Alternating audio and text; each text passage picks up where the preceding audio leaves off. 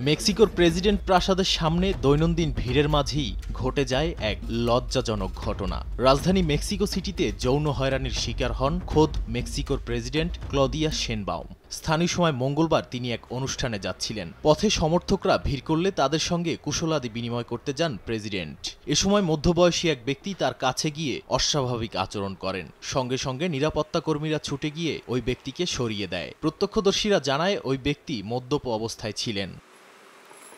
এরপরও অন্যদের সঙ্গে কুশলাদি বিনিময় করেন প্রেসিডেন্ট। পরে আনুষ্ঠানিকভাবে হেনস্থা করা ব্যক্তির নামে অভিযোগ দায়ের করেন ক্লদিয়া শেনবাউম। গ্রেপ্তারও করা হয় অভিযুক্তকে। এক সংবাদ সম্মেলনে ক্লদিয়া বলেন, এই ঘটনা শুধু তার সঙ্গেই নয়, মেক্সিকোর প্রতিটি নারীর সঙ্গে অহরহ ঘটছে।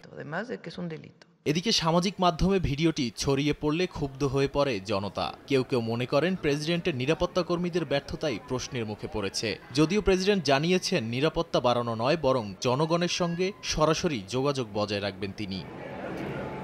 নারী অধিকার কর্মীরা বলছেন এটা একক ঘটনা নয়, বরং নারীর নিরাপত্তা নিয়ে দীর্ঘদিনের ব্যর্থতার প্রতিচ্ছবি। জাতিসংঘের তথ্য বলছে মেক্সিকোর 15 বছর বা তদূর্ধ্ব নারীদের 70% জীবনে অন্তত একবার যৌন হয়রানির শিকার হয়েছেন।